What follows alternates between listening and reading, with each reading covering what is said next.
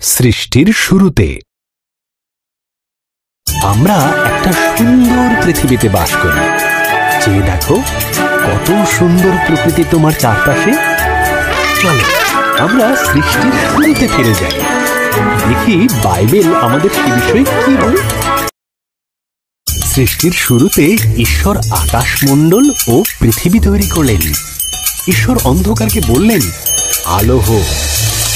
এই আলোকে তিনি নাম দিলেন দিন, আর অন্ধকারকে নাম দিলেন রাত্রি।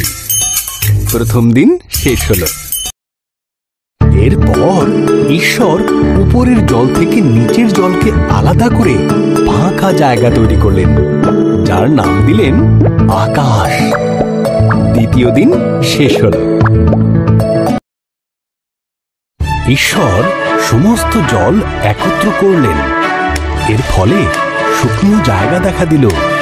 তিনি শুকনো জায়গার নাম দিলেন ভূমি, আর জমা জলের নাম দিলেন সমুদ্র।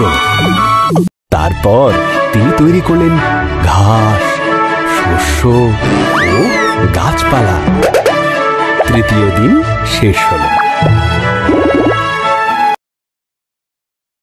এরপর ঈশ্বর আকাশে বিভিন্ন আলো তৈরি করলেন, দিনের জন্য সূর্যকে আর রাতের জন্য চাঁদ ও তারাদের তৈরি করলেন। চতুর্থ দিন শেষ হল। ঈশ্বর মাছেদের সৃষ্টি করলেন জলে সাঁতার কাটার জন্য, আর পাখিদের সৃষ্টি করলেন আকাশে ওড়ার জন্য।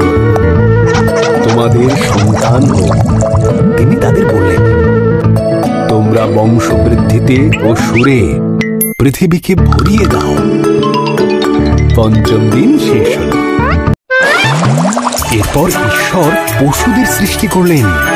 তিনি গৃহপালিত পশু, বন্য পশু ও সরীসৃপ প্রাণী তৈরি করলেন। ঈশ্বর বললেন, আরো একটি সৃষ্টি বাকি আছে, যা সবার মধ্যে অত্যন্ত মূল্যবান। তাই তিনি নিজের মতন করে পুরুষ ও নারী সৃষ্টি করলেন। তিনি বললেন, তোমাদের সন্তান হোক, পৃথিবীর দায়িত্ব নাও, মাছ ও পশু পাখিদের যত্ন রেখো। ষষ্ঠ দিন শেষ হল। ঈশ্বর দেখলেন তাঁর সমস্ত সৃষ্টিকে খুব সুন্দর। তিনি বললেন, এই সপ্তম দিনে তিনি বিশ্রামে গেলেন এবং দিনটিকে স্মরণীয় করে রাখলেন। সপ্তম দিন শেষ হলো।